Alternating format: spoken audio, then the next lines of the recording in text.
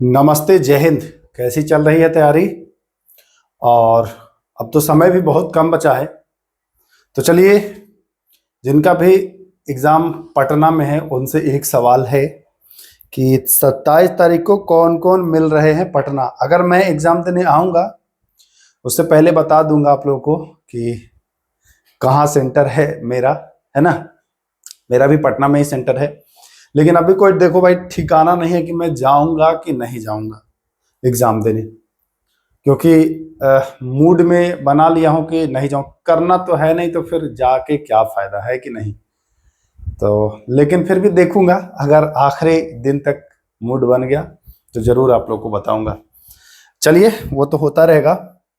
आज हम फिर से संविधान के महत्वपूर्ण, तगड़े और दमदार, जी हाँ, ऐसे ऐसे सवाल करा रहा हूं जो आपको एग्जाम में बिल्कुल कॉन्सेप्ट क्लियर रहेगा, फंसने नहीं देगा। ऐसे प्रश्नों का मैं अभ्यास करा रहा हूं आप लोगों को।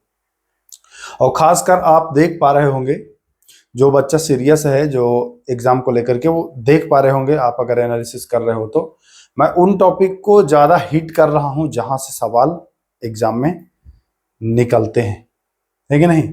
जैसे राज्य राज्यपाल या मुख्यमंत्री या राज्य विधान परिषद, है ना, इस तरीके के प्रश्न आते हैं। फिर न्यायालय, उच्च न्यायालय, सुप्रीम कोर्ट, है ना, राष्ट्रपति, संसद, तो इन टॉपिक को मैं हिट कर रहा हूं।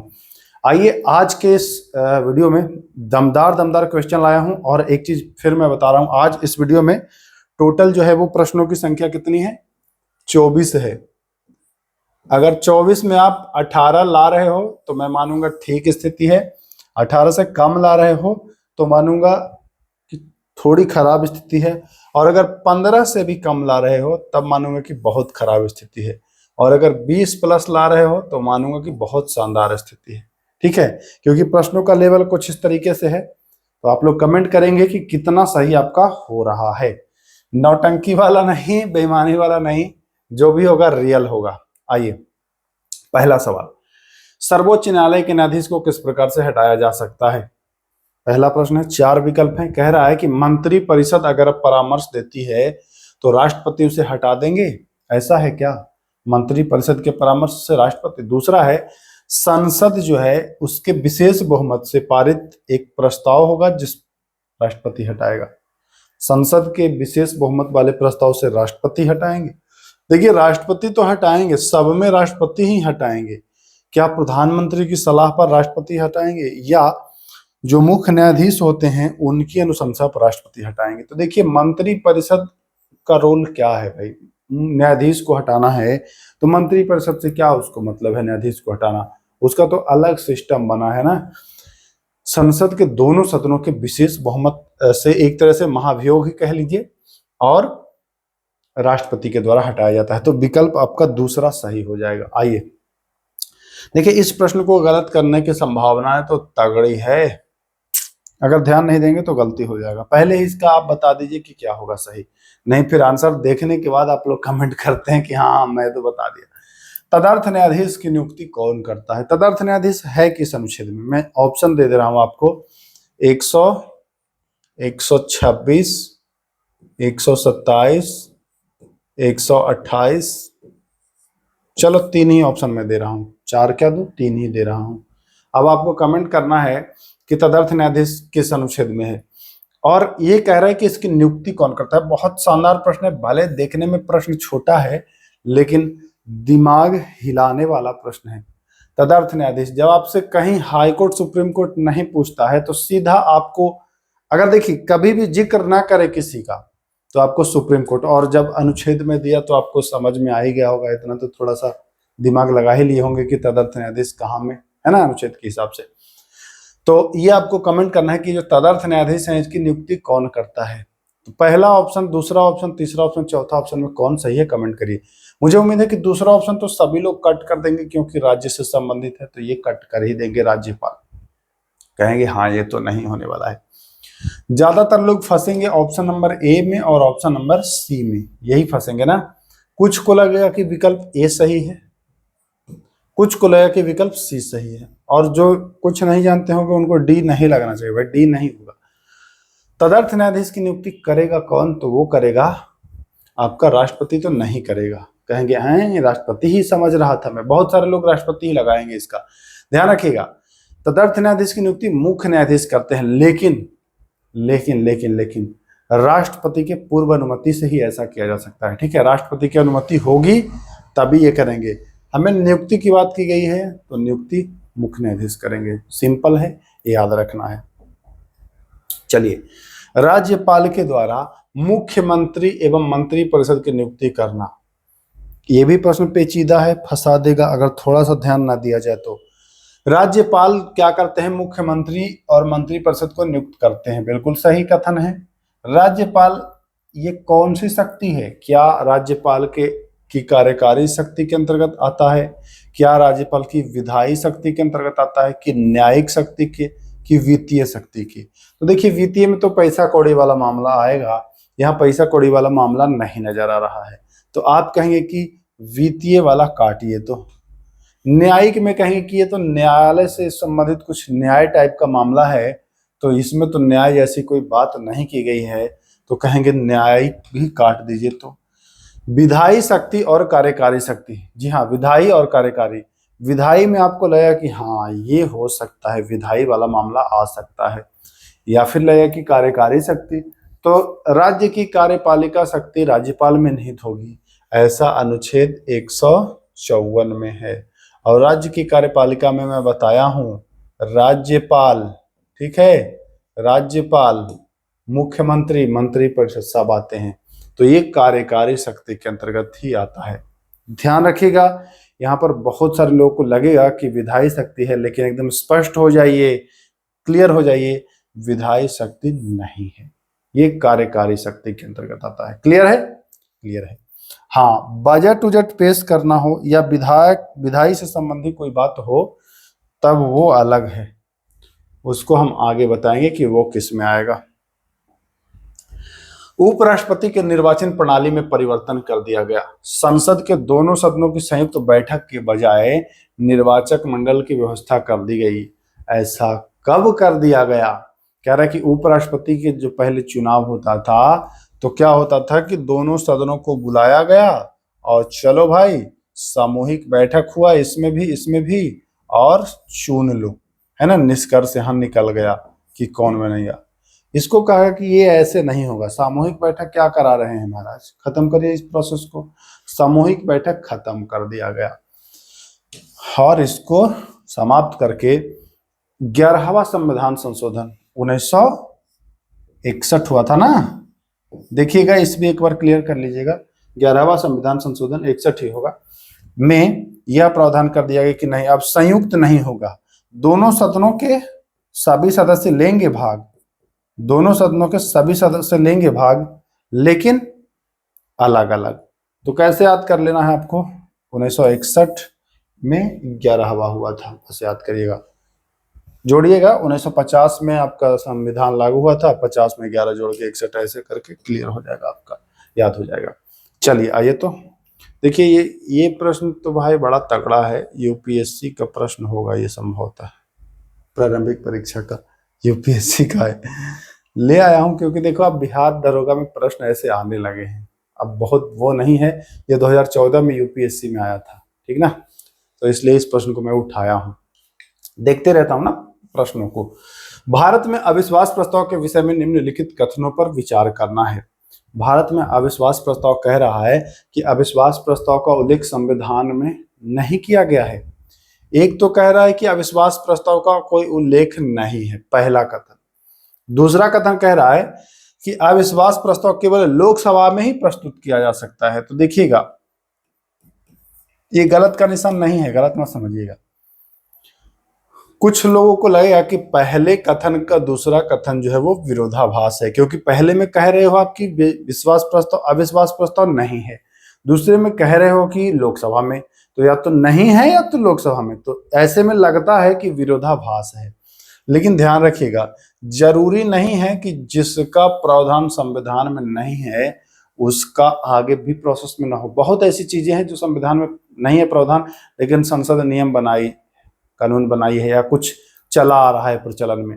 यहाँ पर आपको ये जानकर हैरानी होगी कि संसद में कहीं भी अविश्वास प्रस्ताव का स्पष्ट रूप से कोई उल्लेख नहीं है, स्पष्ट रूप से नहीं उल्लेख है कि अविश्वास प्रस्ताव, ठीक है, ये एकदम नोट कर लीजिए, कहीं उल्लेख नहीं है। बट ये भी सत्य है कि जब अविश्वास प्रस्ताव लाया जाता है तो केवल लोकसभा में ही प्रस्तुत किया जाता है, ये भी सत्य है, उल्लेख नहीं है, लेकिन अविश्वास प्रस्ताव आता भी तो है, तो वो केवल लोकसभा में। तो यहां पर दोनों कथन आपका सही हो जाएगा, उल्लेख नहीं है ये भी सही है, और ये आता है तो लोकसभा में प्रस्तुत किया जाता है ये भी सही है। तो बहुत ही शानदार खूबसूरत सवाल था ये, ऐसे ही नहीं यूपीएससी में प्रश्न आते हैं। थोड़ा बहुत पढ़े रहेंगे तो इसको तो गलत कर देंगे बच्चे ना, या तो पहला या तो दूसरा एक ही को सही होगा, और वो गलत करके आ जाएंगे घर पे। जब आंसर किया आएगा तो कहेंगे कि हाय मैया हाय बापा। ठीक है, आइए, निम्नलिखित में से किस उच्च न्यायालय से सबसे अधिक राज्य या केंद्र शासित प्रदेशों के क्षेत्राधिकार आते हैं? 4 उच्च न्यायालय है, कलकत्ता, केरल, बंबई और गुवाहाटी। देखिए बंबई में आता है आपका, बंबई तो आएगा, गोवा भी आएगा, दादर और नगर हवेली, दमन और दीव आ जाता है बंबई में। उसी प्रकार से गुवाहाटी में 4 राज्य का आ जाता है, अरुणाचल प्रदेश का भी आ जाता है, असम का भी आ जाता है, 2 राज्य इसके अलावा और आता है, तो कुल 4 राज्य है। तो सर्वाधिक इसी में आता है गुवाहाटी में, तो ध्यान रखिएगा गुवाहाटी हो जाता है, ठीक है। चलिए, एक उच्च न्यायालय के न्यायाधीश को किस प्रकार से हटाया जा सकता है? उच्च न्यायालय के न्यायाधीश को हटाना हो या सुप्रीम कोर्ट के, दोनों को एक ही तरीके से हटा सकते हो आप, संसद के 2/3 बहुमत से राष्ट्रपति के द्वारा, दोनों को, उच्च न्यायालय हो या सुप्रीम कोर्ट, दोनों को। ये उच्च न्यायालय में राज्य वाला मत मार दीजिएगा, ध्यान रखिएगा, यहाँ पर आपको कंफ्यूजन क्रिएट ना कर लेना है कि उच्च न्यायालय का है तो राज्य का मामला है तो राज्य से। अब थोड़ा सा प्रश्नों का लेवल ऊपर होगा, थोड़ा सा। आप कहेंगे अभी तक आसान था क्या? थोड़ा उसके मुकाबले आसान था, बट अब थोड़ा सा और चढ़ेगा। आइए, संविधान के प्रावधान के अनुसार निम्न में से किसे उच्च न्यायालय में न्यायाधीशों की नियुक्ति के समय राष्ट्रपति से परामर्श करने का अधिकार है? देखिएगा, ध्यान रखिएगा, उच्च न्यायालय में कह रहा है हाई कोर्ट में अगर न्यायाधीश की नियुक्ति करते हैं तो राष्ट्रपति से परामर्श करने का अधिकार है। राष्ट्रपति परामर्श किससे करेगा? तो राज्य के महाधिवक्ता से क्यों करेगा, न्यायवादी से नहीं करेगा, विधि मंत्री से। राज्यपाल से कर सकता है ना, ऐसा अधिकार है, राज्यपाल कर सकता है। चलिए आइए, संविधान के किस अनुच्छेद के अंतर्गत राज्यपाल से करता है और जिस हाई कोर्ट में कर रहा है उसके मुख्य न्यायाधीश से भी करेगा, ठीक ना। संविधान के किस अनुच्छेद के अंतर्गत सर्वोच्च न्यायालय एवं उच्च न्यायालय के मौलिक अधिकारों के संबंध में रीट जारी करने का? देखिए दोनों में रीट जारी होता है, सर्वोच्च न्यायालय में अनुच्छेद 32 और हाई कोर्ट में अनुच्छेद 226। तो दोनों का कह रहा है, सर्वोच्च न्यायालय का कह रहा है और उच्च न्यायालय का कह रहा है, तो आप एकदम सीक्वेंस वाला लगाएंगे 32 और 26, ये तो इजी था। आइए, भारतीय संविधान के अंतर्गत निम्न में से कौन सा एक विशेष आधार नहीं है जिसके आधार पर राज्य धर्म की स्वतंत्रता पर रोक लगाए? देखिए, धर्म की स्वतंत्रता पर रोक तभी लग सकता है जब स्वास्थ्य का मामला हो, लेकिन यहां पूछ रहा है कि वह नहीं है आधार, मतलब ऐसा आधार खोजिए जिस पर धर्म की स्वतंत्रता पर रोक नहीं लगा सकते हैं। तो देखिए, स्वास्थ्य के आधार पर अगर स्वास्थ्य का मामला हो तो वहां रोक लगा दिया जाएगा, तो ये तो नहीं होगा, हमको नहीं वाला। नैतिकता के आधार पर भी रोक लगा दिया जाएगा, ठीक है।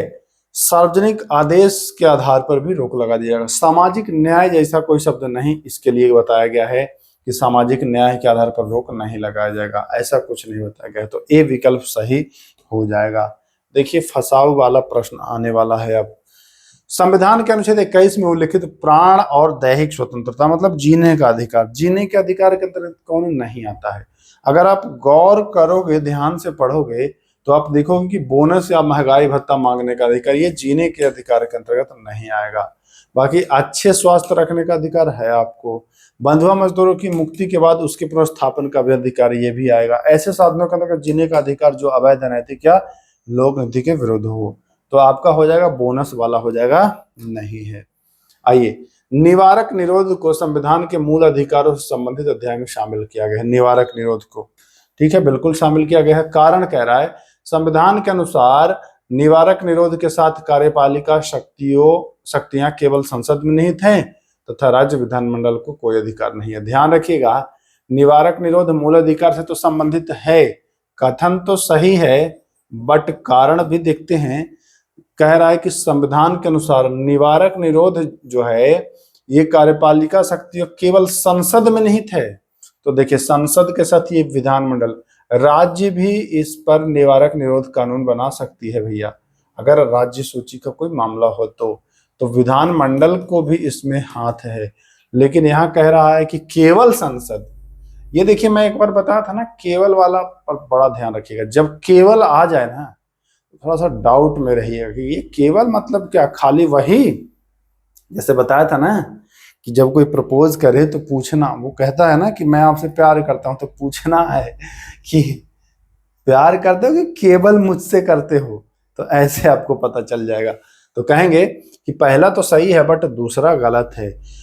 तो ए सत्य है लेकिन आर असत्य है, सी विकल्प सही है। आइए अगला प्रश्न,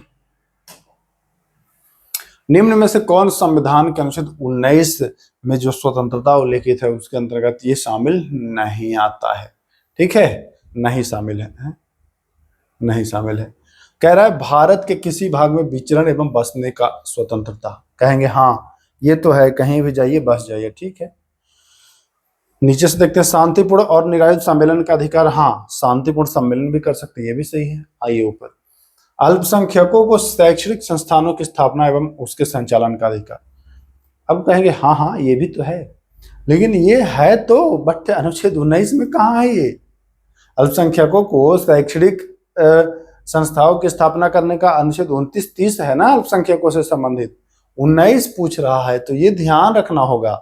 ये पढ़ के मत खाली कि हाँ सही तो है, ऐसे नहीं करना है। तो 1, 3, 4 सही है, बाकी दूसरा गलत है, तो बी ऑप्शन सही हो जाएगा। आइए अगले सवाल की ओर हम बढ़ते हैं। निम्न कथनों पर विचार करिए। संविधान के अनुच्छेद 12, देखिए 12 में राज्य शब्द को परिभाषित किया गया है, नहीं, और राज्य में बताया गया कि राज्य में कौन कौन आएगा। राज्य का मतलब ये नहीं कि बिहार, उत्तर प्रदेश, मध्य प्रदेश, बंगाल। राज्य का मतलब वो सारे भारत सरकार के अधीन जो भी कार्यालय हैं, राज्य सरकार के अधीन जो भी कार्यालय हैं, या भारत की संसद और सरकार, या राज्य की विधायिका और सरकार, भारत के सीमा क्षेत्र या भारत सरकार के अधीन स्थानीय और अन्य सारे निकाय, ये राज्य की श्रेणी में आते हैं। राज्य शब्द को 2 जगह आपको मिलेगा, एक अनुच्छेद 12 में मिलेगा जो भाग 3 में है, भाग किसमें है? 3 में, और एक अनुच्छेद 36 में मिलेगा जो भाग कितने में है? जो भाग है 4 में। इसमें जब पढ़ेंगे तो ये साफ लिखा हुआ है कि राज्य शब्द का वही मतलब है जो भाग 3 के अनुच्छेद 12 में राज्य शब्द का मतलब है। पॉइंट को नोट करेंगे आप, तो यहां सही हो जाएगा क्या? 1, 2, 3 समस्त सही। आइए निम्न कथनों पर विचार करें। राज्य के निर्देशक तत्व हैं। क्या है राज्य के निर्देशक तत्व भाई? राज्य के आदर्श के लिए आदेशात्मक हैं। ठीक है, देखता हूं सही है कि गलत है, ये नहीं अभी निर्धारित कर रहा हूं मैं। राज्य की नीति निर्देशक को प्रभावकारी बनाने एवं उसे आकार देने वाला है, या नागरिकों को गैर न्यायिक अधिकार प्रदान करने वाला। देखिए एक चीज नोट करिएगा, नीति निर्देशक तत्व राज्य की इच्छा पर निर्भर है। ठीक है, किस पर? इच्छा पर। राज्य की अगर उसके पास शक्ति है कि मैं ये चीज लागू करूं तो वो करेगा। इसके लिए आप न्यायालय की शरण में नहीं जा सकते कि राज्य ऐसा नहीं कर रहा है। तो एक तरीके से क्या हो गया, ये गैर न्यायिक हो गया। न्यायिक मतलब क्या होता है कि अगर राज्य न लागू किया तो आप न्यायालय चले गए, लेकिन ये गैर न्यायिक है। ठीक है, तो गैर न्यायिक है, तो ये देखेंगे आप तीसरा कथन आपका सही हो जाएगा। तो जिसमें 3 है वो वाला तो सही हो सकता है, तो पहला तो कट जाएगा। अब आपके पास 3 बच गए ऑप्शन। ठीक है, आइए क्यों पहला इसलिए कटेगा क्योंकि केवल 1 है। इसमें अगर 3 रहता तो मैं मानता, क्योंकि 3 तो कंफर्म होगा ही होगा, 3 तो सही होगा ही होगा। तो जिसमें 3 है उसको मैंने अभी छोड़ा है। अब मैंने कहा कि ये राज्य के मन के ऊपर है लागू करे या ना करे। तो जब मन के ऊपर है तो ये देखिएगा यहाँ पर शब्दों का चयन ऐसे किया गया है कि बच्चे फंसते हैं बड़े एकदम बेदर्दी तरीके से। देखिए क्या है लिखा हुआ। हाँ, राज्य के आदर्शों के लिए आदेशात्मक। आदेशात्मक का मतलब क्या, मैं आपको आदेश दे रहा हूं कि ये आपको करना है, जबकि नीति निर्देशक तत्व में मैं क्या कह रहा हूं, ये उसको उसके मन के ऊपर है वो करेगा कि नहीं। आदेशात्मक मतलब तो करना ही है, आदेश दिया गया है, तो आदेशात्मक की जगह पे ये निर्देशात्मक हो जाएगा। बस थोड़ा सा भाई अगर नहीं यहाँ पर अंतर करेंगे ना तो ये ध्यान रखिएगा, आदेशात्मक की जगह हो जाएगा निर्देशात्मक अगर रहता तो सही हो जाता। लेकिन ये क्या है, राज्य के लिए आदेशात्मक नहीं है, निर्देशात्मक है। तो ध्यान रखेंगे ये कथन गलत हो जाएगा। बहुत छोटा इसमें बारीक है, पकड़ नहीं पाएंगे अगर अच्छे से नहीं आप इसको जानेंगे तो पहला कथन गलत, तो जिसमें पहला है वो काट देंगे, तो ये कट गया, ये कट गया, 2 और 3 में सही। अब अगर दूसरा नहीं भी पता है तो कर लेंगे। तो राज्य की नीति को प्रभावी बनाने एवं उसके आकार देने वाले, हाँ ये राज्य को आकार देगा, प्रभावी बनाएगा, तो कहेंगे 2 और 3 सही है। ठीक है, बी ऑप्शन। कोई दिक्कत है तो बताओ रे मेरे भाई। 42वें संविधान संशोधन के द्वारा राज्य के जो नीति निर्देशक तत्व हैं उसमें जो परिवर्तन हुआ है वह कौन सा कथन सत्य है, क्या क्या परिवर्तन हुआ था। तो 42वें संविधान संशोधन में यह राज्य को अधिकार मिला था कि वह अपने नागरिकों को क्या कराएगा, निःशुल्क न्यायिक परामर्श उपलब्ध कराएगा। ये बिल्कुल सत्य है। ये राज्य को एक अधिकार और मिला था कि सार्वजनिक प्रतिष्ठानों में प्रबंधन में श्रमिकों की भागीदारी सुनिश्चित करे। राज्य को यह अधिकार देते हैं कि वह आय की स्थिति में असमानता को कम करे। असमानता, आय की असमानता, ये 44वां था, ये 44वां 1978 में था, ये दोनों 76 में था। तो क्या हो जाएगा 1 और 2, तो 1 और 2। ठीक, चलिए। हाँ, कुछ प्रश्न आखिरी में ऐसे हैं ना कि आप निश्चित ही गलत करेंगे, मैं बता दे रहा हूं कि गलती करेंगे ही करेंगे, आएगा वो प्रश्न भी। निम्न में से कौन वास्तव में राज्य द्वारा सामाजिक लक्ष्यों को प्राप्त करने एवं सामाजिक व्यवस्था को बनाए रखने के लिए अनिवार्य है। राज्य के द्वारा है, तो राज्य का नीति निर्देशक तत्व लगाइए आप, कोई दिक्कत नहीं है। निम्न में से कौन राज्य के नीति निर्देशक तत्वों में नहीं कहा गया है। नहीं, क्या नहीं कहा गया है डीपीएसपी में, तो अनुच्छेद 36 से 51 तक ही है ना। नीति निर्देशक तत्व अनुच्छेद 36 से क्या तक है भाई, 51 तक है, ऐसे लिख दीजिए। ग्राम पंचायत का गठन अनुच्छेद कै में है, 40 में, तो इसके बीच में आया कहेंगे हाँ ये तो कहा गया है। नागरिकों के लिए समान सिविल संहिता कौन अनुच्छेद में है, 44 में है, कहेंगे ये भी आ गया, ये भी होगा। न्यायपालिका और कार्यपालिका का पृथककरण कहेंगे अनुच्छेद 50 में है, तो ये तीनों तो होगा ही। आप अनुच्छेद अगर याद है तो ये तीनों कंप्लीट कर लेंगे। अल्पसंख्यकों को धार्मिक संस्थाओं की स्थापना अल्पसंख्यक अनुच्छेद 29-30 में, मैं बार बार उस बात को दोहरा रहा हूं, तो ये 29-30 इससे पहले हो जाएगा, यानी वो मूल अधिकार के अंतर्गत आएगा। तो डी हमारा सही विकल्प होने वाला है। आइए, हाँ ये भी अच्छा प्रश्न है। कुछ अभी प्रश्न ऐसे हैं जो आप पक्का गलत करेंगे, देखिएगा। निम्न में से कौन प्रत्येक नागरिक का मूल कर्तव्य है। मूल कर्तव्य कौन सा है, अपने दायित्वों के प्रति निष्ठावान होना, लगेगा कि हाँ ये तो है हमारा मूल कर्तव्य। आगे देखो, दूसरा पढ़ोगे, मानवीय प्रतिष्ठा की रक्षा करना, लगेगा कि हाँ ये भी है।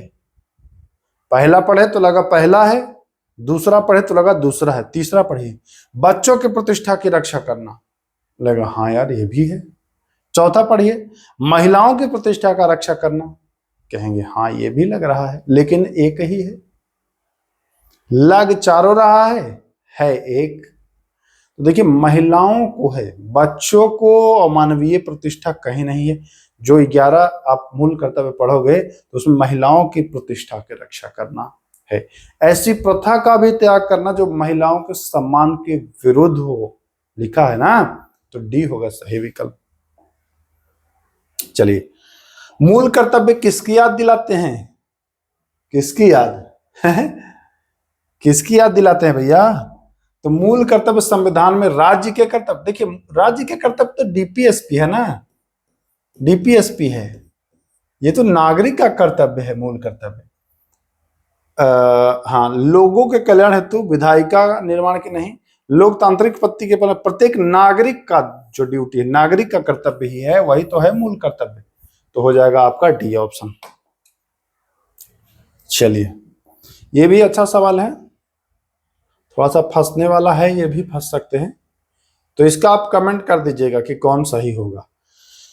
देखिए, कह रहा है कि इनमें से मूल कर्तव्य में शामिल नहीं किया गया है। मूल कर्तव्य में शामिल किया गया है मतलब किसको मूल कर्तव्य में रखा गया है? तो हम देखते हैं पहला कथन, क्या मूल कर्तव्य में ऐसा लिखा गया है कि संविधान का पालन करें और उसके आदर्शों का आदर करें? कहेंगे हाँ सर, ये हमने पढ़ा है। कहेंगे एक तो होगा ही होगा। दूसरा, कहेंगे राष्ट्रीय महत्व वाले घोषित किए गए स्मारकों का संरक्षण करना? कहेंगे हाँ सर, ये भी लगता है कि मैं पढ़ा हूं है। तो चलिए, दूसरा को मैं सस्पेंस में रख रहा हूं, हो भी सकता है नहीं भी हो सकता है। तीसरा, भारत की संप्रभुता, एकता एवं अखंडता की सुरक्षा? कहेंगे हाँ, तीसरा तो कंफर्म है।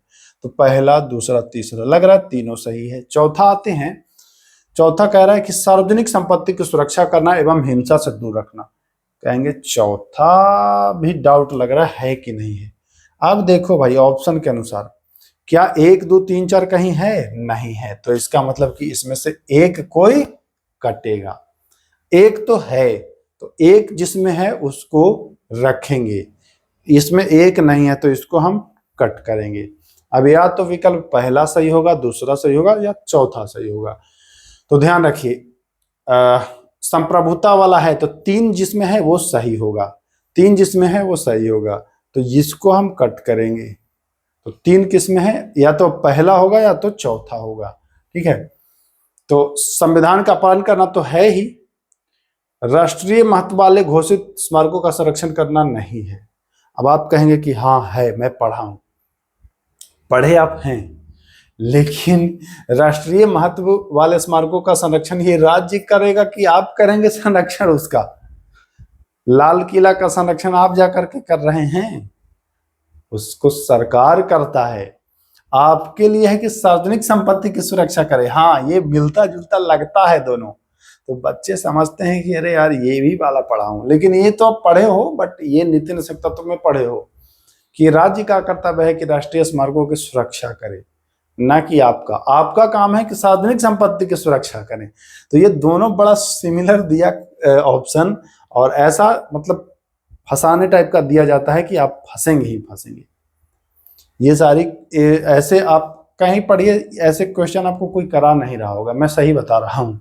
देखिए, यहाँ पर अपनी तारीफ की बात नहीं है, क्योंकि मैं भी देखता हूँ और लोगों से जुड़ा भी हूँ। मैं भी बहुत लोग से जुड़ा हूँ, बहुत सारे बच्चे मुझे मैसेज करते हैं, तो कुछ लोग भेजते हैं क्वेश्चन, लेकिन मैं देखता हूँ कि जो मार्केट में कुछ भी कूड़ा कचरा कबाड़ा, ऐसे प्रश्न अगर आ जाएंगे तो पक्का है कि 60-70% बच्चे गलत करेंगे ही करेंगे। इसको कैसे नहीं करेंगे? और मैं अगर थोड़ा और आप लोगों से ज्यादती करता, ऑप्शन में रख देता 1 2 3 एवं 4, तो मैं कह रहा हूं कि लगभग बच्चे डी लगा देते, जो कि नहीं होगा। तो 2 जिसमें है वो काटिए, तो 2 इसमें है, ये कटेगा। 1 3 4 सही विकल्प। क्लियर है ना?